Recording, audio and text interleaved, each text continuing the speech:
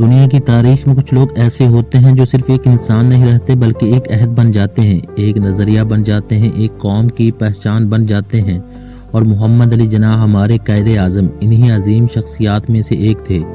25 دسمبر 1876 کو کراچی میں پیدا ہونے والے اس بچے نے جب آنکھ کھولی تو شاید کسی نے سوچا بھی نہیں تھا کہ یہی بچہ ایک دن پوری امت مسلمہ کے لیے امید کی کرن بنے گا، ایک ایسا رہنما بنے گا جو بکھری ہوئی قوم کو جوڑ کر ایک مضبوط ملت کی شکل دے گا۔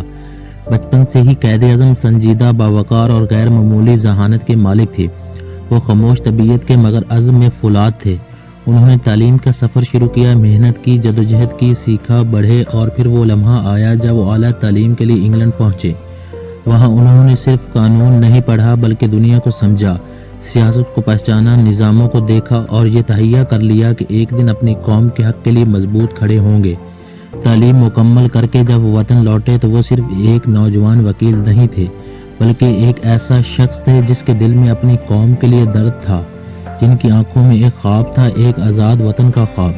انہوں نے وکالت کے ساتھ سیاست کا آغاز کیا، ابتدا میں کانگریس کے ساتھ کام کیا، لیکن جب انہیں محسوس ہوا کہ ہندوستان کے مسلمانوں کو وہ مقام نہیں مل رہا جس کے وہ حقدار ہیں، ان کے حقوق دبائے جا رہے ہیں، ان کی آواز کو اہمیت نہیں دی جا رہی، تو انہوں نے بے خوف ہو کر فیصلہ کیا کہ وہ مسلمانوں کی الگ نمائندگی کریں گے، اور اسی لیے وہ مسلم لیگ کے ساتھ کھڑے ہو گئے۔ اس کے بعد وہ صرف ایک سیاستدان نہیں بلکہ ایک مضبوط نظریے کے قائد بن گئے۔ 1930 اور 1940 کی دہائیاں مسلمانوں کے لیے کٹھن تھیں، ظلم تھا، ناانصافی تھی، لیکن قائد اعظم نے ہمت نہیں ہاری، انہوں نے ہار نہیں مانی، انہوں نے سہمے ہوئے مسلمانوں کو حوصلہ دیا، بکھرے ہوئے مسلمانوں کو متحد کیا، انہیں یہ احساس دلایا کہ وہ ایک قوم ہے، وہ کمزور نہیں، وہ طاقت ہے۔ 1940 کی قرارداد لاہور نے آزادی کی بنیاد رکھ دی، اور پھر ہر گزرتا لمحہ، ہر جدوجہد، ہر تقریر، ہر قدم پاکستان کے قریب تر جاتا گیا۔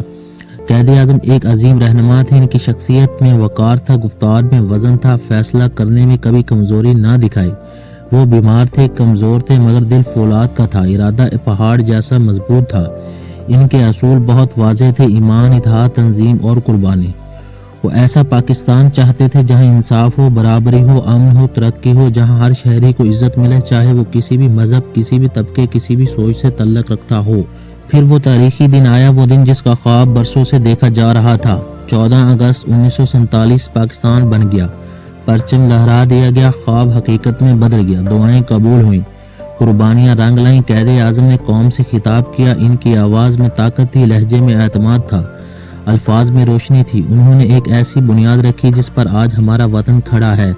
افسوس کہ اتنی بڑی کامیابی کے بعد وہ زیادہ دیر ہمارے ساتھ نہ رہ سکے اور 11 ستمبر 1948 کو دنیا سے رخصت ہو گئے، لیکن حقیقت یہ ہے کہ قائد اعظم کبھی رخصت نہیں ہوئے، وہ آج بھی اسی سرزمین کی روح میں زندہ ہے، ہر پاکستانی کے دل میں زندہ ہیں، ہر لہراتے ہوئے پرچم میں زندہ ہیں۔ انہوں نے ہمیں سکھایا کہ اگر نیت صاف ہو، حوصلہ مضبوط ہو اور مقصد عظیم ہو تو دنیا کی کوئی طاقت آپ کو روک نہیں سکتی۔ انہوں نے ہمیں بتایا کہ محنت، قربانی، اتحاد اور قیادت سے ناممکن بھی ممکن ہو جاتا ہے۔ آج ہم آزاد ہیں، ہماری پہچان ہے، ہمارا وطن ہے، ہمارا پاکستان ہے۔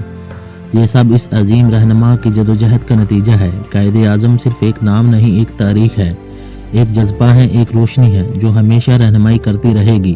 واقعی قائد اعظم تھے بھی عظیم، ہیں بھی عظیم اور ہمیشہ رہیں گے۔ قائد اعظم زندہ باد، پاکستان پائندہ باد۔